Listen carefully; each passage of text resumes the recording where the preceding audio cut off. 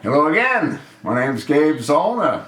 Well, now that Rand Paul, the senator from Kentucky, has pretty much shut down the NSA surveillance program, what we need to do is we need to get a hold of the Congressional Accountability Office and have them tell us how many hundreds of billions, if not trillions of dollars are being saved because of that defunct program being put on ice.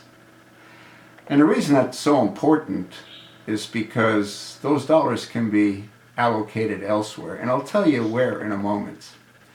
You know, they're saying how this is going to affect us in a very negative manner because they can't survey the phone calls.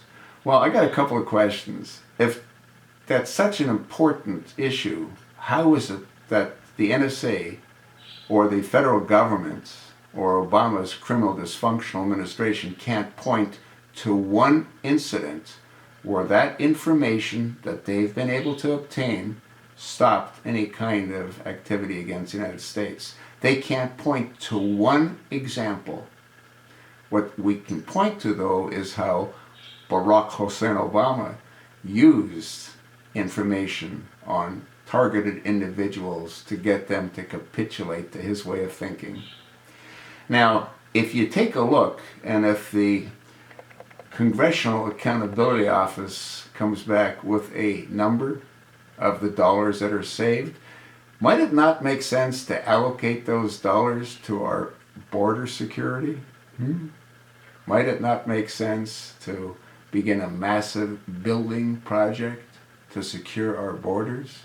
Because without secure borders, we're really not a country, are we? Now, what we are is we're a target. It might be too late, but since again, those dollars have now been set aside for NSA, and NSA has been shut down, why not once again allocate those to our border security? I mean, I'm just asking. They can't point to one incident where the information that they've gathered has stopped any kind of event. Now, here's another question, and I've asked this in previous videos.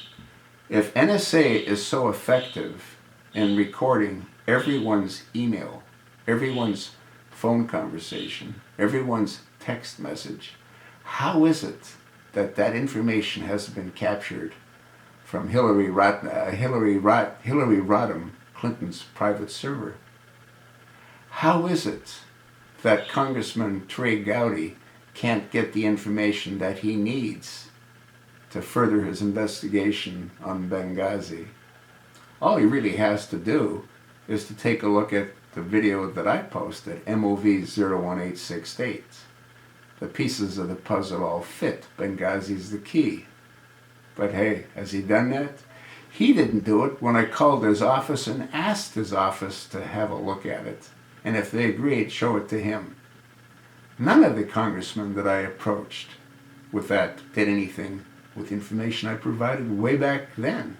That was at the beginning of 2013. Might that have resulted in the chosen one being dragged out of the Oval Office? I don't know. But anyway, if NSA has been so effective, why can't we get all of Hillary Rodham Clinton's information?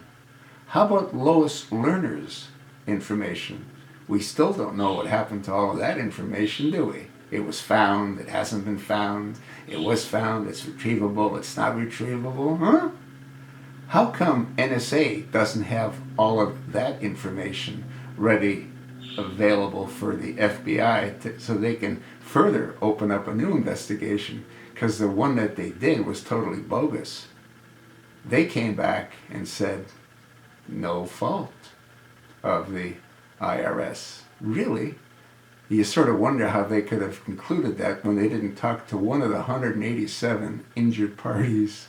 But that's a different story.